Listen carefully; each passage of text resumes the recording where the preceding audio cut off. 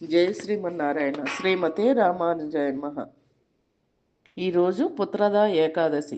ఈ ఏకాదశి గురించి చెప్పమని ధర్మరాజు శ్రీకృష్ణుడు అడిగితే శ్రీకృష్ణుడు ఇలా చెప్తున్నాడు ఆ ఏకాదశి మహత్యం గురించి. భద్రావతిపురంలో సుకేతుమానుడనే రాజు రాజ్యపాలన చేస్తుండేవాడు.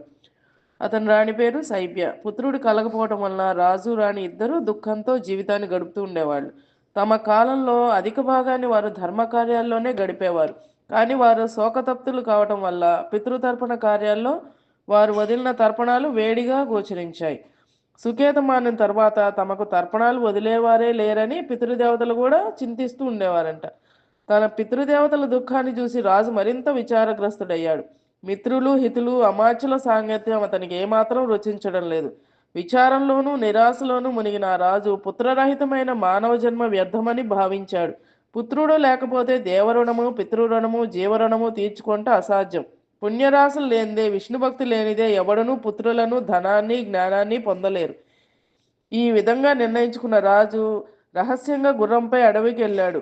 అరణ్యంలో ప్రవేశించిన సుకేతమానుడు విశ్రాంతి తీసుకునే ప్రదేశం కోసం చూస్తూ ఉన్నప్పుడు అక్కడ దట్టమైన అరణ్యంలో రాజుకు అశ్వత్థము, ఖర్జూర, శాల, తమాల, అర్జునాది వృక్షాలు కనిపించాయి.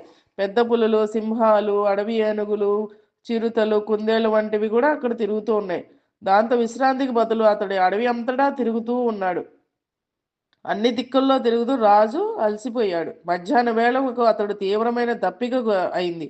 పూజల ద్వారా యజ్ఞాల ద్వారా దేవతలను ప్రసన్నలు చేసినప్పటికీ, ప్రజలను కన్నబిడ్డల వలె పోషించినప్పటికీ, భోజన దక్షిణలతో బ్రాహ్మణులను సంతృప్తి పరిచినప్పటికీ తాను ఈ రోజు ఇట్లు కష్టాన్ని పాలైనట్లు భావించాడు.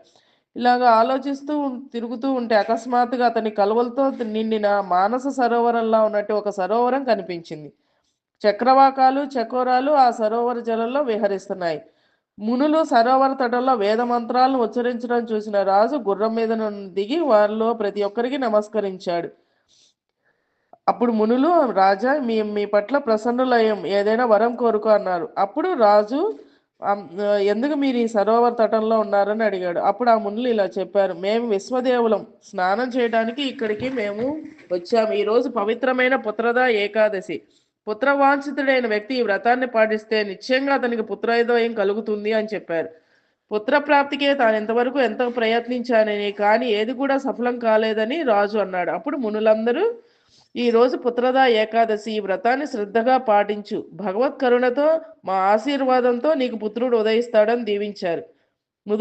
మునుల ఆదేశానుసారం రాజు పరమ మంగళకరమైన పుత్రద ఏకాదశి వ్రతాన్ని ఆచరించాడు. మన్నాడు ఉపవాసం పూర్తి చేసి పారణ కావించి మునులకు పదే పదే వందనం చేసి తన పురానికి వెళ్ళిపోయాడు. కాలక్రమంలో అతని భార్య గర్భవతి అయింది. మునుల ఆశీర్వాదం వలన పుత్రద ఏకాదశి వ్రతపాలన ప్రభావం వలన రాజుకు తేజోమయుడైన పుత్రుడు ఉదయించాడు. ఆ తర్వాత రాజు ఆనందంతో రాజ్యపాలన చేశాడు.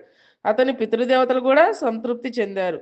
ఈ పుత్రద ఏకాదశి వ్రతపాలన ద్వారా మనిషి పుత్రుణ్ణి పొంది స్వర్గాది లోకాలను కూడా పొందుతాడు. జై శ్రీమన్నారాయణ.